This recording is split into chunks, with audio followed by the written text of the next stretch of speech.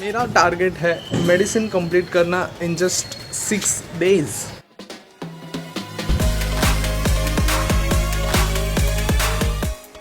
Reflex तो normal है ना।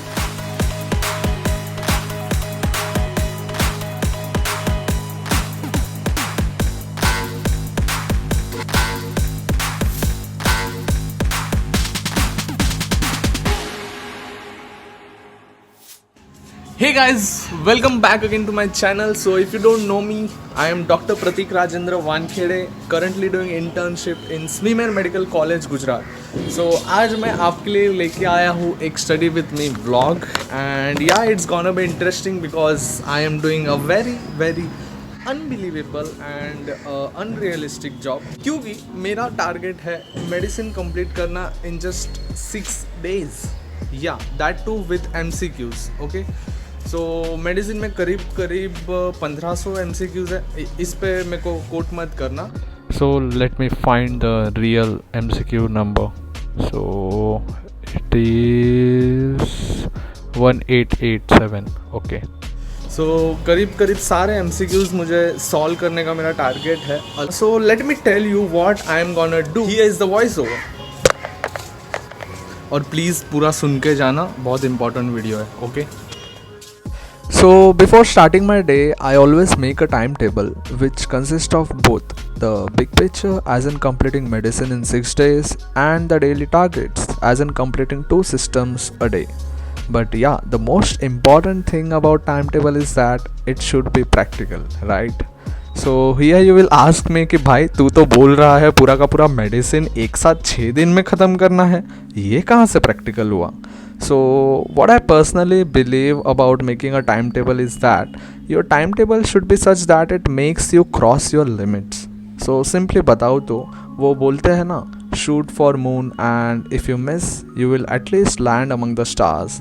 So yeah, that's the funda I believe in, and therefore I advise you to make a practical but a timetable which let you cross your limits. सो जैसे कि आप सुबह 2 घंटा जल्दी उठने लग जाओ, या फिर रात को थोड़ा ज़्यादा एक्सटेंड कर दो, या फिर बर्थडे पार्टी मिस कर दो। Now let me tell you how I approach any system of medicine. Firstly, you should know which are your weak topics. So I open up the MCQ modules, and the modules which I have already solved, I just open the QBank module and review the wrong questions first. So I get to know which are my weak topics. Because I have already done a lot of mistakes in that topic, I need to revise those topics with more concentration. And this way, I limit my time only on the weak topics first, and keep myself away from the feeling of pseudo satisfaction of reading whole day. So yeah, कभी भी दिन चालू होता है तो मैं, वो बोलता है ना, eat the big frog first, ऐसा कुछ होता है। So I always follow that and make my weak topics stronger rather than just nagging the strong topics. And those modules which I haven't attempted yet, I will directly solve the QBank without even revising the notes, because I have read medicine for my university exams from Marrow modules only, and that too 4-5 months back.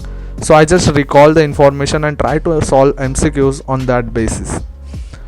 अभी वही formula अपनाएंगे कि जो questions गलत हुए हैं उनको थोड़ा ज़्यादा भाव देंगे और उन पे थोड़ा ज़्यादा फोकस करेंगे। So what I call this is a retrograde method, and trust me, it is very boring and difficult in the beginning, but yeah, on long term it do boosts up your confidence and sharpen up your long term memory. जो hippocampus होता है ना, वो एकदम मस्त activate हो जाता है ये मेथड से। ये मैं आपको बताता हूँ कि why I follow this method. जब नीट एग्ज़ाम होगी तो उसमें तो हमें 4-5 महीने पहले के नॉलेज को रिकॉल करना पड़ता है ना, एंड उसके लिए I believe is going through the retrograde method is more beneficial than conventional anterograde method, जो कि लोग यूजुअली फॉलो करते हैं कि पहले मैं पूरा नोट्स पढ़ लूँगा और उसके बाद QBank सॉल्व कर दूँगा। अभी नोट्स पढ़ने के बाद तो ऑफकोर्स यार 20 में से 15-16 MCQ तो आपके राइट होने ही वाले हैं ना, उसमें आपने रिकॉल कहाँ किया। बट अगर आप रिट्रोग्रेड मेथड से जाओ, जैसे कि first you are directly solving the MCQs, so whatever you had read in the past 4 years और 2 years, आप उसके बेसिस पे आप MCQ सॉल्व करोगे तो आपको रिटेंशन ज़्यादा होगा कि मुझे जो ऑलरेडी पता है उसके बेसिस पे मैं इतना स्कोर कर रहा हूँ।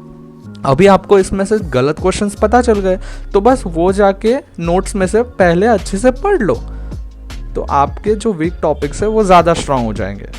या तो that's the simple funda. And guys why I am stressing so much on the MCQ solving part is because जैसे जैसे आप MCQ सॉल्व करते जाओगे ना, it will decrease the fear of GT and also improve your guessing sense slowly. और trust में बहुत सारे क्वेश्चंस तो गेस ही करने पड़ते हैं during the real exam. I mean to say कि हमें एलिमिनेशन वाला मेथड यूज़ करना पड़ता है कि 4 ऑप्शन दिए हैं तो ये तो कंफर्म नहीं है, ऑप्शन C भी कंफर्म नहीं है, तो बचे B और D, तो इन दोनों में से कोई होगा. ऐसे इतने सारे क्वेश्चंस हमें गेस करने पड़ते हैं. तो ये हम तभी कर पाएंगे अगर हम रोज़ के एटलीस्ट 50 से 100 MCQ सॉल्व करें. That's why I am stressing so much on the MCQ solving part. I hope you got it.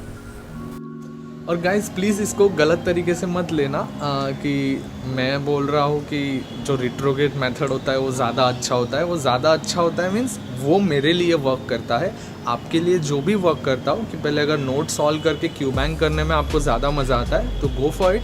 What I follow is first doing the Q bank and then going for the notes. और हाँ, ये सिर्फ final year MBBS और interns लोगों के लिए है. जो हमारे first second third year MBBS वाले स्टूडेंट्स हैं उनके लिए तो बस textbook is the real MVP.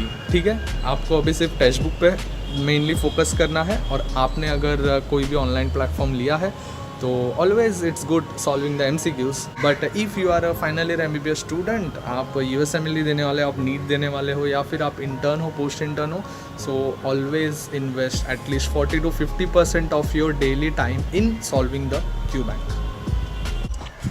तो see guys, why I always tell you to focus more on the Q bank is क्योंकि है ना, मैरो के क्यू बैंक में जो एक्सप्लेनेशन दिया है उसमें काफ़ी सारे कंसेप्ट जो है वो एक क्वेश्चन सॉल्व करने की वजह से एक साथ सॉल्व हो जाता है. So let me give you example. अभी ये क्वेश्चन है कि ये 3 फाइंडिंग्स इमेज दिए हुए हैं. So what is your diagnosis. ठीक है, अभी चलो मैंने गलत कर दिया. अभी ये टॉपिक मैंने पढ़ा हुआ है नहीं पढ़ा हुआ है डजेंट मैटर, मेरा ये रॉन्ग हो गया.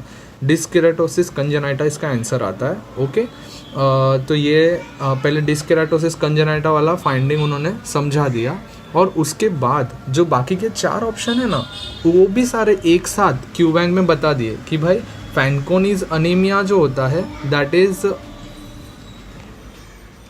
तो बाकी के जो ऑप्शन में 3 जो दूसरे ऑप्शन दिए हुए हैं उनके बारे में भी नीचे बता दिया है कि भाई जो फैनकोनीज अनीमिया होता है वो एक ऑटोसोमल रिसेसिव डिसऑर्डर है, उसमें 3 चीज़ें दिखती है. और don't confuse it with Fanconi syndrome. Fanconi's anaemia is different from Fanconi syndrome, क्योंकि फैनकोनी सिंड्रोम जो है वो तो एक किडनी का डिसीज़ है, renal tubular acidosis type 2 RTA है. ये प्रॉक्सिमल PCT डैमेज हो जाता है, that is your Fanconi syndrome. लेकिन फैनकोनी अनीमिया है वो तो एक ऑटोसोमल रिसेसिव डिसऑर्डर है. साथ ही में ये जो दोनों कन्फ्यूजिंग डिसऑर्डर है डायमंड नाम वाले वो भी साथ में दे दिए कि जो श्वामैन डायमंड सिंड्रोम है उसमें बोन मैरो फेलियर होता है, लेकिन जो डायमंड ब्लैक फैन सिंड्रोम है उसमें लो RBC काउंट होता है. तो अभी ये चारों जो है कंफ्यूजिंग टर्म्स वो आपको शायद तक आपके नोट्स में भी सर ने साथ में नहीं पढ़ाए होंगे इसीलिए, लेकिन ये क्यू बैंक में साथ में दिए हुए हैं. सो इट जो आपका एकदम नॉलेज है वो एकदम क्रिस्प हो जाता है. So you don't get confuse. And the best thing after this is to write them in your notes कि भाई कभी भी फैनकोनीज अनीमिया और फैनकोनी सिंड्रोम में कंफ्यूज नहीं होना चाहिए, कभी भी श्वामैन डायमंड और डायमंड ब्लैक फैन सिंड्रोम में कंफ्यूजन नहीं होना चाहिए, because they are related terms, but in your notes they won't be given together, but in QBank they are given together. So that is why if you invest more time in solving QBank rather than just snagging the notes, that is more beneficial, what I believe personally is. I know hard difficult है थोड़ा, लेकिन वो long term पे ज़्यादा फ़ायदेमंद है, मुझे ऐसा लगता है. और जो लोग सिंक्रोनस मेथड से जा रहे हैं इट्स गुड, कोई दिक्कत नहीं है. बस मैं ये फॉलो करता हूँ इसलिए मुझे ये यूट्यूब पे डालना था. आई होप आपको आइडिया आया होगा.